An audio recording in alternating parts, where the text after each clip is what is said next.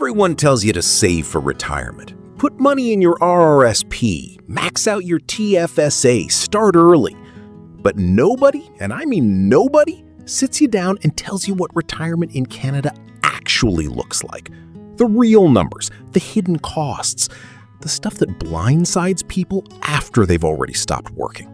I've spent weeks digging into this, talking to retirees, reading government data, and what I found is honestly a little scary, because the gap between what Canadians think retirement costs and what it actually costs, it's massive.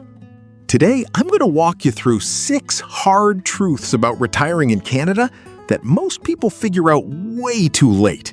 And if you're anywhere near retirement, or already in it, this might change how you think about everything.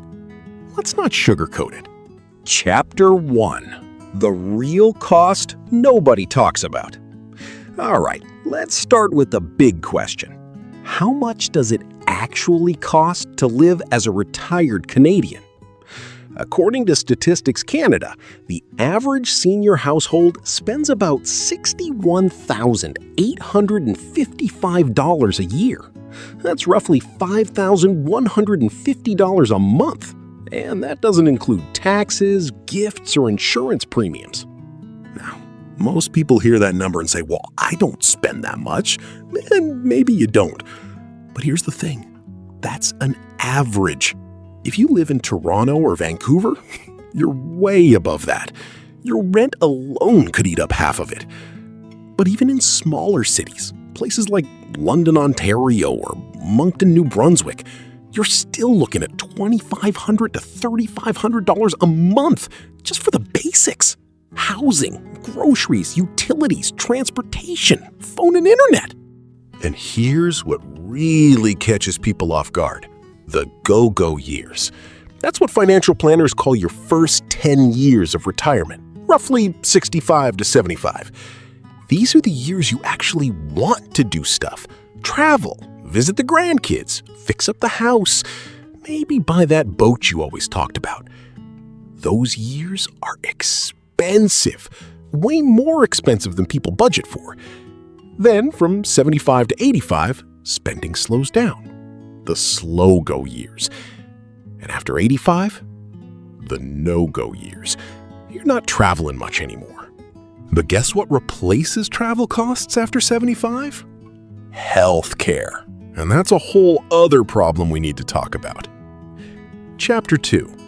Healthcare is not free. I know, we're Canadians. We love our universal healthcare. And yes, doctor visits and hospital stays are covered. But here's what nobody tells you. The stuff that actually drains your wallet as a senior is the stuff that's not covered. Prescription drugs, dental care, hearing aids, glasses, physiotherapy, home care if you need someone to help you get around. And if you ever need long-term care, a nursing home in Ontario can cost anywhere from $2,000 to $4,000 a month for the basic room. Private rooms? Way more. The Financial Consumer Agency of Canada estimates that seniors can spend between $5,000 and $15,000 a year on out-of-pocket health care. That's on top of your regular expenses. And dental is the big one. A single dental implant can run you $3,000 to $6,000. Dentures? $2,000 to $5,000. Most people lose their employer dental coverage the day they retire, and then they're stuck paying full price. Now, the Canadian Dental Care Plan, which I covered in my last video, can help if you qualify, but it doesn't cover everything. And not every dentist accepts it yet. The point is this: don't assume healthcare is free just because you live in Canada. Budget for it, because it will find you, whether you plan for it or not. Chapter 3. CPP and OAS won't save you. This is the one that breaks people's hearts, because a lot of Canadians, especially folks who worked regular jobs their whole lives, assume that CPP and OAS will be enough. Let me show you the math. The average CPP payment right now is about $804 a month. Not the maximum, the average. Because most people didn't contribute the max for 39 years straight. The maximum is around $1,507, but very few people actually get that. So let's be generous. Say you get $804 from CPP and $743 from OAS. That's $1,547 a month, about $18,500 a year. Remember that $61,855 average spending number from earlier? You're looking at a gap of over $43,000 a year that needs to come from somewhere else. Your RRSP, your TFSA, a workplace pension if you're lucky enough to have one, or you keep working. For a couple, the numbers look a bit better. 2 full CPPs and 2 full OAS payments could bring in around $37,000 a year combined. But even then, against average household spending of $62,000, you're short about $25,000 a year. And here's the thing nobody says out loud. 44% of Canadians between 55 and 64 have less than $5,000 in total savings. I'm not making that up. That's from a healthcare pension plan study. $5,000. That wouldn't last 2 months. So if you're sitting there thinking CPP and OAS will cover everything, please rethink that. It won't. Chapter 4. Where you live changes everything.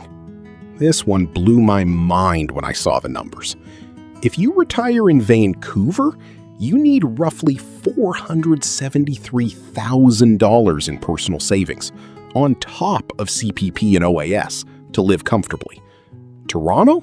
About $410,000. But if you retire in Brandon, Manitoba, you need about $95,000. Government benefits cover over 83% of your costs there. That's almost a $400,000 difference just based on your postal code. Montreal, a world-class city, requires about $200,000 in savings. Quebec City, even less, around $158,000. Edmonton and Calgary, about $220,000 to $260,000. And you get the bonus of no provincial sales tax in Alberta. The Atlantic provinces are even cheaper. Moncton, Halifax, St. John's, all coming in under $200,000 in required personal savings. Now, I'm not saying you should pack up and move to Brandon tomorrow. You've got family, friends, community, your doctor. Your life is where it is. But if you're 55 and you're flexible about where you want to spend your retirement, this is the biggest financial lever you can pull. Moving from Toronto to, say, Kingston or Peterborough could save you $200,000 over your retirement. That's not a small number. That's life-changing. And honestly, a lot of retirees I've talked to say the smaller towns ended up giving them a better quality of life anyway. Less traffic, more community, slower pace. Sometimes the cheapest option is also the happiest one. Here's something that surprises almost everyone. You don't stop paying taxes when you retire. Your CPP is taxable, your OAS is taxable, your RRIF withdrawals are taxable. Your workplace pension is taxable. Even your investment income outside a TFSA is taxable. The only thing that isn't taxable? Your TFSA withdrawals and your GIS. And here's the nasty part. All this income gets stacked together. So your CPP plus your OAS plus your RRIF plus any pension income, it all adds up. And if the total crosses $93,454, the OAS clawback kicks in. I did a whole video on this. The government literally takes your OAS back. 15 cents for every dollar over the threshold. So you could be paying income tax, plus losing OAS, plus getting bumped into a higher tax bracket, all at the same time. A lot of people build up a giant RRSP during their working years, thinking they're saving on taxes. And they are, for now. But that RRSP becomes a RRIF at 71, and the forced withdrawals can push you right into the clawback zone. The fix? Start thinking about taxes before you retire, not after. Consider drawing down your RRSP in your early 60s when your income is lower. Move money into your TFSA, where withdrawals are invisible to the CRA. Split pension income with your spouse if you can. The tax system in retirement is a minefield, and nobody teaches you this stuff in school. Chapter 6. Retirement is longer than you think. Last one, and this might be the most important. The average Canadian who reaches age 65 today will live to about 85. But that's an average, meaning half of you will live longer than that. Some of you will make it to 90 or 95. That means your retirement could last 25 to 30 years. Think about that. 30 years of expenses, inflation, healthcare costs, home repairs, and life happening. If inflation averages just 2.5% a year, a coffee that costs $2 today will cost $4.50 in 30 years. Your grocery bill? Double. Your property taxes? Double. Everything gets more expensive. But your CPP and OAS, while indexed to inflation, only go up slowly. And your savings don't grow themselves unless they're invested. The biggest risk in retirement isn't a market crash. It's running out of money at 87 when you're too old to go back to work. That's why financial planners talk about the 4% rule. You can safely withdraw about 4% of your savings each year without running out of money.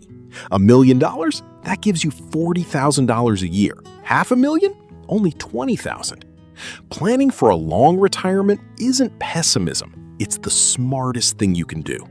All right, those are 6 things about retiring in Canada that most people find out the hard way. Now look, I'm not trying to scare you. I'm trying to make sure you go into this with your eyes open. Because the difference between a good retirement and a stressful one isn't luck, it's information. And that's exactly why I started Retired Canadian. My name's Ross. And every week, I'm putting out videos that explain this stuff in plain English. No financial advisor jargon, no products to sell. Just a regular guy from Canada, helping you keep more of what you've earned. If you haven't already, go check out my video on the OAS clawback. I'll link it right here. And the one on 8 benefits seniors never claim. They tie right into what we talked about today. Now, I want to hear from you. What's your biggest worry about retirement? Is it money, healthcare, just being bored? Drop it in the comments. I read every single one. And tell me where in Canada you're planning to retire. Let's get a conversation going. See you in the next one.